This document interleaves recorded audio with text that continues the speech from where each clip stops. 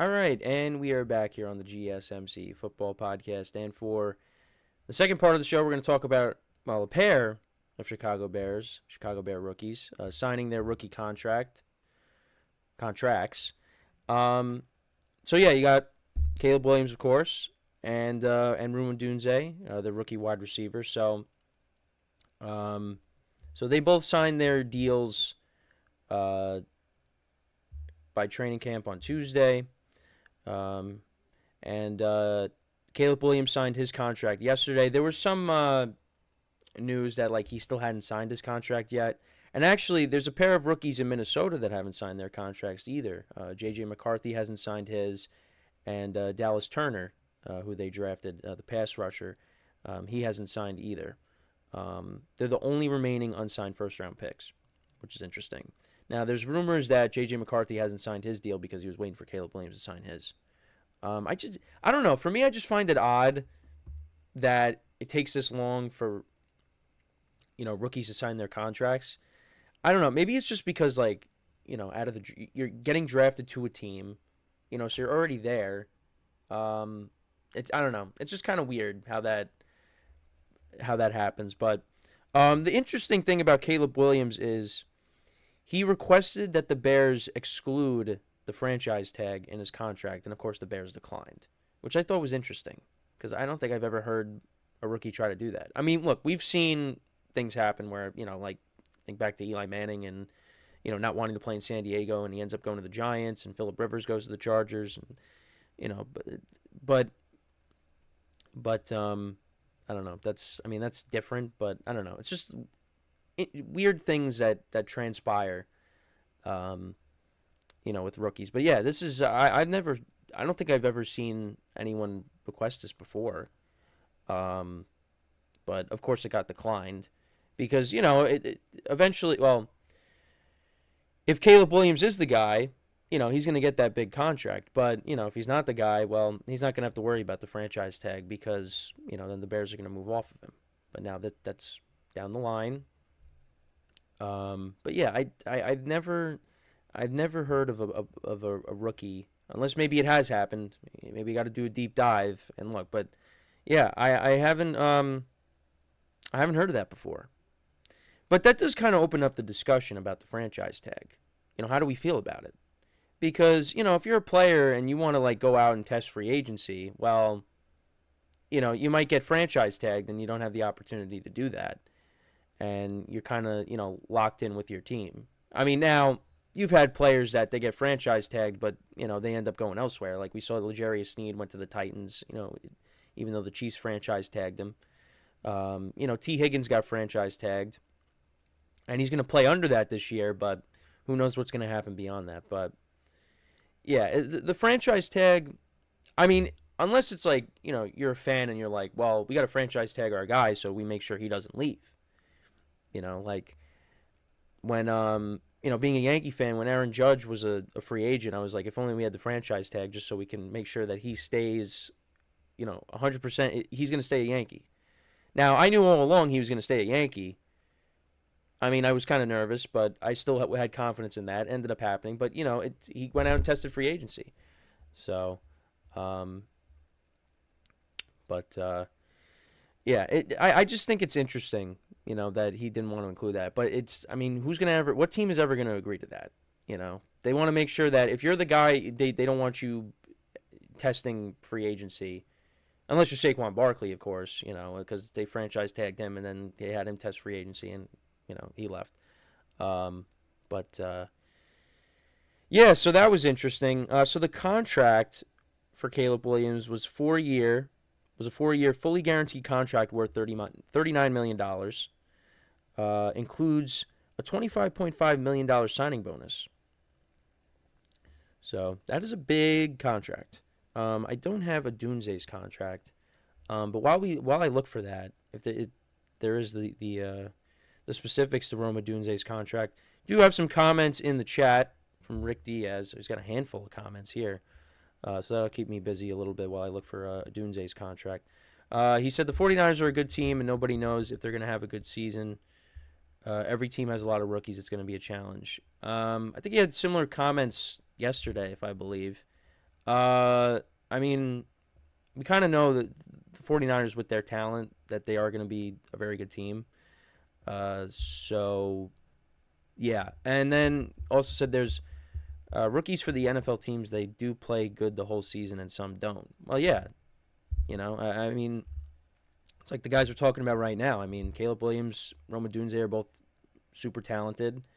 But we got to see how they actually play at an NFL level. And then you also said, do you think there's going to be some surprise in the NFL? What team is playing good? What do you think? I mean, there's definitely going to be some surprises. I mean, there always is. Um, I mean,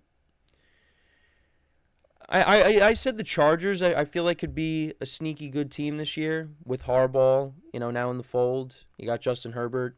Um, I'm not saying that they're gonna win a ton of games. I mean, maybe they're like a 9-8 team this year, but I think that could be a surprise. Maybe a team in the AFC South. I know the Colts have been trending. I know Kay Adams is high on them. I was listening to an ESPN commercial, and Chris Canty was talking about the Colts as well. Um, but I mean, the Colts were 9-8 last year. Yeah, I don't really know. I know there's people that are high on the Commanders, and I wasn't very high on the Commanders, but if they come out and play really well, if Jaden Daniels plays well, maybe they surprise us. But my concern with them is like their defense. Because if Jaden Daniels is the guy, I think the Commanders maybe could put up some points because they do have, they got some decent players on their offense. Terry McLaurin. I mean, Terry McLaurin's just looking for, the right quarterback. Um, and then he also says, I agree with you. The Chargers will be a good team, but we cannot count out the Jets. Listen. I'm high on the Jets. If you've listened to me talk on this show a lot, you will know that I'm high on the Jets this year. I'm going towards that storm. I know there's a lot of people that are standoffish when it comes to the Jets, but I think they have the roster. If Aaron Rodgers is healthy, I think the Jets are going to be. I think the Jets are going to be really good. Um, Houston's going to be good. Although I was having a conversation with one of my friends last night. He thinks that the Texans could have a down year, that they could a regression year, because he talked about Diggs and the kind of locker room presence that he has. He talked about how we don't know how Tank Dell is gonna rebound from his injuries. He said Stroud could regress. So that's an interesting take, because I've just been like, yeah, Texans are gonna be great. But I have said that we don't how is Stephon Diggs going to be in that locker room when Stroud is spreading the ball around? He's not going to get all the targets. He also said, what about the Denver Broncos? Not very high on the Broncos this year. I think they're going to have a down year. All right, so I did find Odunze's contract. So it's a 40-year, $22.7 million fully guaranteed, and a 13.3 signing bonus. So those are his contract details. So yeah, but they got these guys signed, and like I said, you got a pair of Vikings. They're now they got to get signed, which they will at some point. But also the other interesting thing too is, so Caleb Williams doesn't have his own agent. He's got he's got lawyers, and he's got groups of people that help him out through this process, because he did say that with the contract he's not handling it, but he doesn't have an agent. So I thought that was interesting. I wasn't aware of that. So I thought that was an interesting thing as well. But yeah, so they got them signed. They're good to go. And yeah, I really am looking forward to watching this Bears team this year and seeing what they can do. Because, I see on social media, people think the Bears are still going to be bad. But I don't know. For me right now, it's like it's hard for me to think that they are going to be a bad team. Like I said, I think they'll have their early season struggles, but I think they will finish with a respectable record. I think there's too much talent on this team. The defense played better towards the end of the year. I think with the additions of Keenan Allen, DeAndre Swift to this offense to go along with what they already had, I think the Bears can be a decent team and maybe compete for a playoff spot. Now, I know in our production meeting, one of our hosts was concerned about the offensive line for the Bears. And yeah, if you got a ton of weapons, listen, it's not going to matter if you can't get them the ball because you're constantly being rushed. So, but I think the Bears are going to be, I think the Bears are going to be a decent team. I think they'll, like I said, I think they'll end up with a respectable record, but only time will tell. You know, it's a big year for Matt Eberflus. Because I'm not very, high on him as a head coach. I don't know. We haven't really seen that much from him, so I don't know. Also in the chat, Rick Diaz also said, "Do you think the Atlanta Falcons are improved this year?" I do. I think they are. We can't count out. Yeah, of course we can't count out the Lions. I mean, can't count out kneecaps. Because that's what I like to call Dan Campbell. Can't count them out. They're going to be one of the top teams in the NFC, one of the top teams in the NFL, really.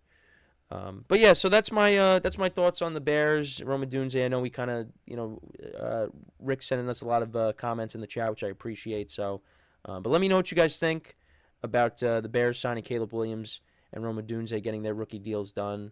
How many touchdown connections do you think they'll have this year? So before we go to break, just want to remind you guys once again to tip or donate and get your comments recognized. Make sure to go to the following link. That is GSMCPodcast.net.